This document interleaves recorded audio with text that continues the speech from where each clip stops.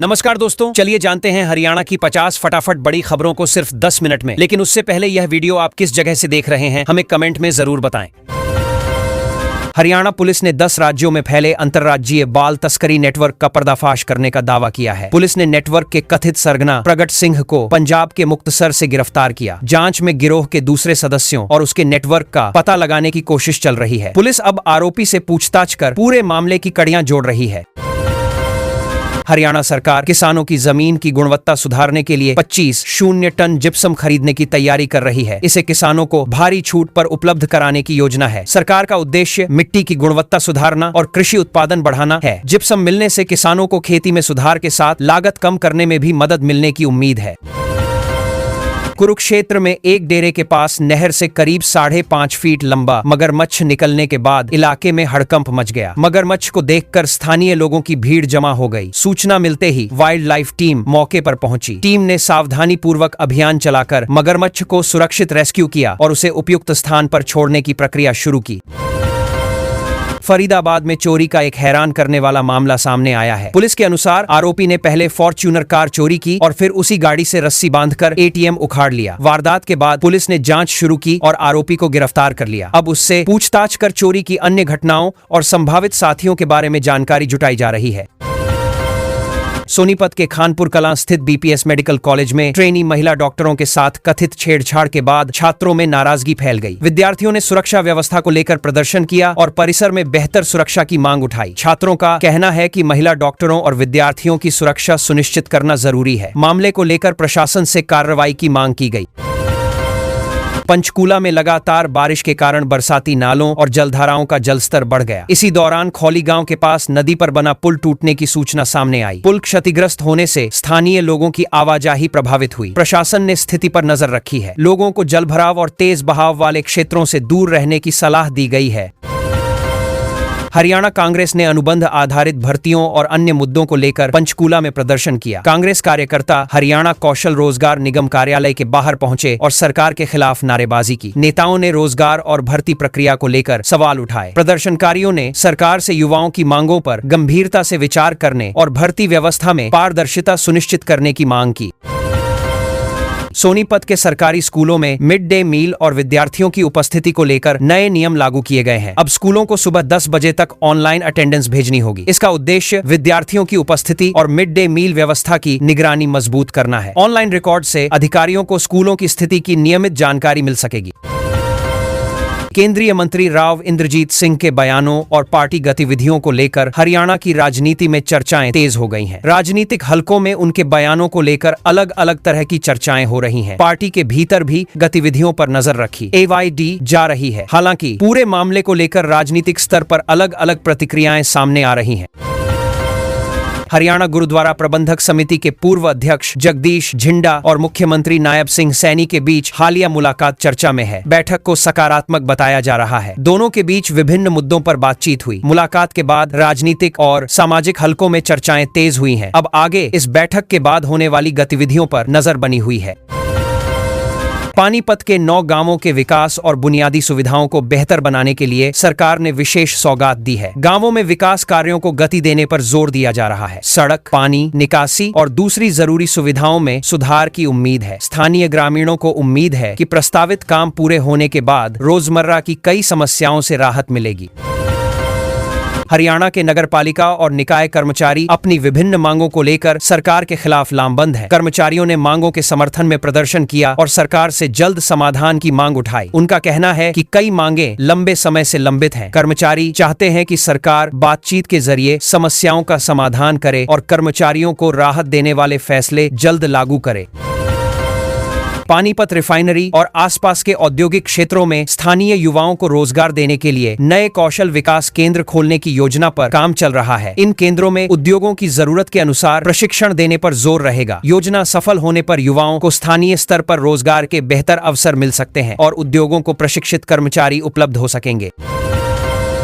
गुरुग्राम में नगर निगम कर्मचारियों का अपनी मांगों को लेकर विरोध प्रदर्शन जारी है। कर्मचारियों ने सरकार और प्रशासन पर वादा खिलाफी के आरोप लगाए हैं। प्रदर्शनकारियों का कहना है कि पहले उनकी मांगों को लेकर आश्वासन दिए गए थे, लेकिन अपेक्षित कार्रवाई नहीं हुई। कर्मचारी अब अपनी मांगों के समाधान की मांग कर रहे हैं और आंदोलन को लेकर आगे की रणनीति तैयार कर रहे हैं।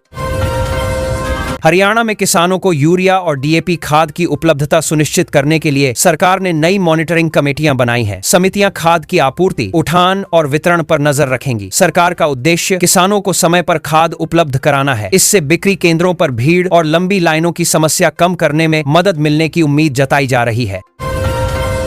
सोनीपत के डीसी ने स्वतंत्रता दिवस के अवसर पर की गई घोषणा के तहत जिले के सरकारी और निजी स्कूलों में अवकाश को लेकर निर्देश जारी किए थे। प्रशासन ने सभी संबंधित संस्थानों को आदेशों का पालन सुनिश्चित करने को कहा। अधिकारियों ने व्यवस्था पर निगरानी रखी। इसका उद्देश्य प्रशासनिक घोषणा के अनुसार सभी शिक्षण संस्थानों में नियमों का पालन सुनिश्चित करना था। हरियाणा विद्यालय शिक्षा बोर्ड ने आगामी परीक्षाओं और रजिस्ट्रेशन प्रक्रिया को डिजिटल और त्रुटिहीन बनाने की दिशा में कदम बढ़ाया है। बोर्ड ने नए सॉफ्टवेयर का परीक्षण शुरू किया है। धारस्त्रबा और त्रुटिहीन नई व्यवस्था का उद्देश्य पंजीकरण और परीक्षा संबंधी कामों को आसान बनाना है। सॉफ्टवेयर सफल रहने पर विद्यार्थियों और स्कूलों को ऑनलाइन प्रक्रियाओं में अधिक सुविधा मिलने की उम्मीद है। हरियाणा में बढ़ते प्रदूषण को नियंत्रित करने के लिए पर्यावरण विभाग ने स्टोन क्रशर्स और औद्योगिक इकाइयों की जांच तेज कर दी है। अधिकारियों की टीमें पर्यावरण और ग्रीन नॉर्म्स के पालन की जांच कर रही हैं। नियमों का उल्लंघन मिलने पर कार्रवाई की जाएगी। विभाग का उद्देश्य औद्योगिक गतिविधियों के साथ पर्यावरणीय मानकों का पालन सुनिश्चित करना और प्रदूषण पर नियंत्रण रखना है।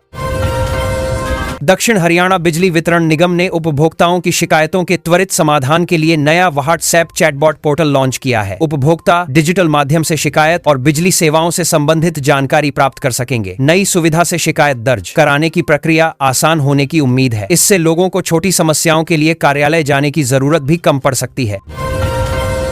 अंबाला छावनी रेलवे स्टेशन पर यात्रियों की सुविधा के लिए आधुनिक वेटिंग लाउंज और एस्केलेटर का काम अंतिम चरण में पहुंच गया है। परियोजना पूरी होने के बाद स्टेशन पर यात्रियों को बेहतर सुविधाएं मिलेंगी। एस्केलेटर खासकर बुजुर्गों और अधिक सामान लेकर चलने वाले यात्रियों के लिए उपयोगी होगा। रेलवे स्टेशन का यात्री अनुभव बेहतर बनाने की दिशा में यह महत्वपूर्ण काम माना जा रहा है।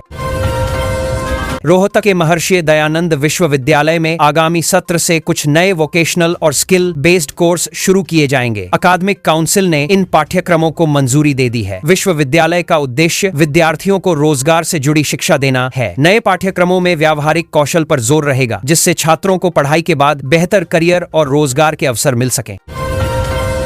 हिसार एयरपोर्ट से कमर्शियल उड़ानों के विस्तार को लेकर नागरिक उड्डयन विभाग और एयरलाइंस कंपनियों के बीच उच्च स्तरीय बैठक हुई। बैठक में हवाई सेवाओं के विस्तार और संभावित रूट को लेकर चर्चा हुई। सरकार हिसार एयरपोर्ट की कनेक्टिविटी बढ़ाने पर जोर दे रही है। उड़ानों का विस्तार होने पर हिसार और आसपास के यात्रियों को हवाई यात्रा में सुविधा मिल सकती है।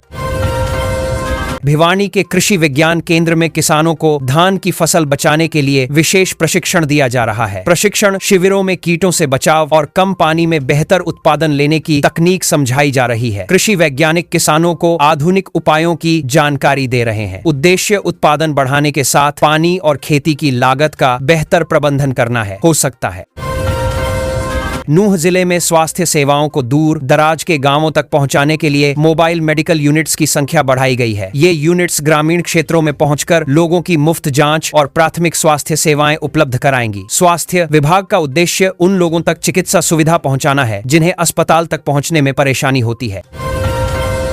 सिरसा में कृषि वैज्ञानिकों ने कपास की फसल को गुलाबी सुंडी से बचाने के लिए किसानों को विशेष एडवाइजरी जारी की है। किसानों को खेतों की नियमित निगरानी करने और कीट दिखाई देने पर समय रहते वैज्ञानिक उपाय अपनाने की सलाह दी गई है। विशेषज्ञों के अनुसार शुरुआती स्तर पर नियंत्रण करने से कपास की फसल को बड़े नुकसान से बचाया जा सकता है।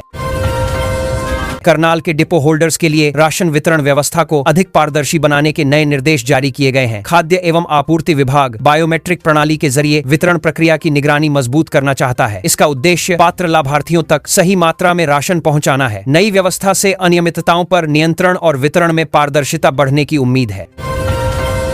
यमुनानगर में यमुना नदी के किनारे अवैध खनन रोकने के लिए वन विभाग और जिला प्रशासन ने निगरानी बढ़ाई है। इसके लिए ड्रोन तकनीक का भी इस्तेमाल किया जा रहा है। अधिकारियों की नजर नदी क्षेत्र में होने वाली गतिविधियों पर रहेगी। प्रशासन का कहना है कि नियमों का उल्लंघन करने वालों के खिलाफ नियमानुसार सख्त कार्रवाई की जाएगी।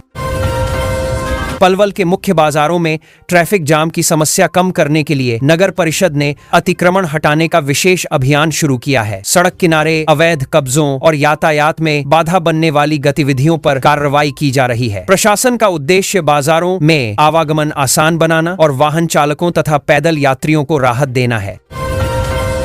रेवाड़ी के औद्योगिक क्षेत्रों में सड़कों के सुदृढ़ीकरण के लिए हरियाणा राज्य औद्योगिक एवं बुनियादी ढांचा विकास निगम ने करोड़ों रुपए के बजट को मंजूरी दी है। सड़कें बेहतर होने से औद्योगिक इकाइयों तक आने जाने और माल ढुलाई में सुविधा मिलने की उम्मीद है। इससे क्षेत्र में औद्योगिक गतिविधियों को भी गति मिलने की संभावना जताई जा रही है। कैथल के राजकीय महाविद्यालयों में नए सत्र के लिए प्रवेश प्रक्रिया के दौरान छात्रों की भारी भीड़ देखने को मिल रही है। सीटों की मांग बढ़ने के कारण अतिरिक्त सीटें बढ़ाने की मांग भी उठी है। छात्रों का कहना है कि कई विद्यार्थी प्रवेश से वंचित हो सकते हैं। कॉलेज प्रशासन से उपलब्ध संसाधनों के अनुसार समाधान निकालने की मांग की जा रही है। झज्जर के आधुनिक औद्योगिक क्षेत्र में इलेक्ट्रिक व्हीकल मैन्युफैक्चरिंग प्लांट लगाने की दिशा में 2 बड़ी कंपनियों ने राज्य सरकार के साथ समझौता किया है। प्रस्तावित निवेश से औद्योगिक गतिविधियों को बढ़ावा मिलने की उम्मीद है। परियोजनाओं के शुरू होने पर स्थानीय स्तर पर रोजगार के अवसर भी पैदा हो सकते हैं। सरकार इसे इलेक्ट्रिक वाहन क्षेत्र के विस्तार से जोड़कर देख रही है। जींद जंक्शन पर यात्रियों की सुरक्षा और सुविधा को ध्यान में रखते हुए जीआरपी और आरपीएफ ने संयुक्त चेकिंग अभियान चलाया। स्टेशन परिसर और यात्रियों से जुड़ी जगहों पर सुरक्षा व्यवस्था की जांच की गई। अधिकारियों ने संदिग्ध गतिविधियों पर नजर रखी। यात्रियों से भी अपील की गई कि किसी संदिग्ध वस्तु या व्यक्ति की जानकारी तुरंत सुरक्षा कर्मियों को दें।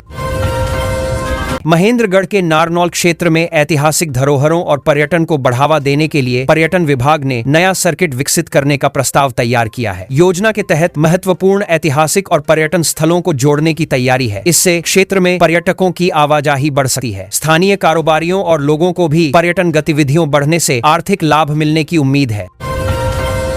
फतेहाबाद में नहरी पानी की अंतिम छोर तक पहुंच सुनिश्चित करने के लिए सिंचाई विभाग ने नहरों की विशेष सफाई और मरम्मत शुरू की है। विभाग का उद्देश्य पानी के प्रवाह को बेहतर बनाना है। नहरों की स्थिति सुधारने से किसानों को सिंचाई के लिए पानी उपलब्ध कराने में मदद मिलेगी। अधिकारियों द्वारा चल रहे कार्यों की निगरानी भी की जा रही है।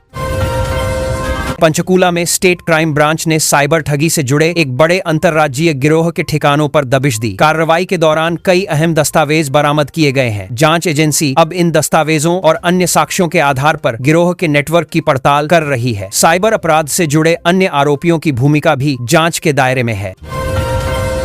कुरुक्षेत्र विश्वविद्यालय में दीक्षांत समारोह की तैयारियों को लेकर प्रशासन ने विभिन्न कमेटियों का गठन किया है। समितियों को आयोजन से जुड़ी अलग अलग जिम्मेदारियां सौंपी गई हैं। विश्वविद्यालय प्रशासन समारोह को व्यवस्थित तरीके से आयोजित करने की तैयारी में जुटा है। कार्यक्रम में विद्यार्थियों को डिग्रियां प्रदान की जाएंगी और आयोजन से जुड़ी व्यवस्थाओं को समय पर पूरा करने पर जोर रहेगा। सोनीपत के इंडस्ट्रियल एरिया में फायर सेफ्टी नियमों का पालन नहीं करने वाली फैक्ट्रियों के खिलाफ दमकल विभाग ने निरीक्षण तेज कर दिया है। अधिकारियों की टीमें फैक्ट्रियों में अग्निशमन उपकरण और सुरक्षा व्यवस्था देख रही हैं। नियमों में कमी मिलने पर संबंधित इकाइयों के खिलाफ कार्रवाई की जा सकती है। विभाग का उद्देश्य औद्योगिक क्षेत्रों में आग से सुरक्षा मजबूत करना है। गुरुग्राम मेट्रोपॉलिटन डेवलपमेंट अथॉरिटी ने प्रमुख सेक्टरों में सीवर ओवरफ्लो की समस्या के समाधान के लिए नई मास्टर लाइन बिछाने का काम शुरू किया है। 1 आरबारियो 200 होगा। परियोजना का उद्देश्य सीवर नेटवर्क की क्षमता बढ़ाना है। काम पूरा होने के बाद कई क्षेत्रों में ओवरफ्लो की समस्या कम होने की उम्मीद है। इससे बारिश के दौरान जलभराव से राहत मिलने की संभावना भी है। फरीदाबाद स्मार्ट सिटी परियोजना के तहत बचे हुए विकास कार्यों को निर्धारित समय सीमा में पूरा कराने के लिए नगर निगम आयुक्त ने अधिकारियों की जवाबदेही तय की है। संबंधित अधिकारियों को कार्यों की प्रगति पर नजर रखने और समय पर काम पूरा करने के निर्देश दिए गए हैं। प्रशासन का उद्देश्य लंबित परियोजनाओं को जल्द पूरा कर शहर में सुविधाएं बेहतर करना है। हरियाणा पुलिस ने 10 राज्यों में फैले अंतर्राज्यीय बाल तस्करी नेटवर्क का पर्दाफाश करने का दावा किया है। पुलिस ने नेटवर्क के कथित सरगना प्रगट सिंह को पंजाब के मुक्तसर से गिरफ्तार किया। जांच में गिरोह के दूसरे सदस्यों और उसके नेटवर्क का पता लगाने की कोशिश चल रही है। पुलिस अब आरोपी से पूछताछ कर पूरे मामले की कड़ियां जोड़ रही है। हरियाणा सरकार किसानों की जमीन की गुणवत्ता सुधारने के लिए 25,000 टन जिप्सम खरीदने की तैयारी कर रही है। इसे किसानों को भारी छूट पर उपलब्ध कराने की योजना है। सरकार का उद्देश्य मिट्टी की गुणवत्ता सुधारना और कृषि उत्पादन बढ़ाना है। जिप्सम मिलने से किसानों को खेती में सुधार के साथ लागत कम करने में भी मदद मिलने की उम्मीद है। कुरुक्षेत्र में एक डेरे के पास नहर से करीब 5.5 फीट लंबा मगरमच्छ निकलने के बाद इलाके में हड़कंप मच गया। मगरमच्छ को देखकर स्थानीय लोगों की भीड़ जमा हो गई। सूचना मिलते ही वाइल्ड लाइफ टीम मौके पर पहुंची। टीम ने सावधानी पूर्वक अभियान चलाकर मगरमच्छ को सुरक्षित रेस्क्यू किया और उसे उपयुक्त स्थान पर छोड़ने की प्रक्रिया शुरू की। फरीदाबाद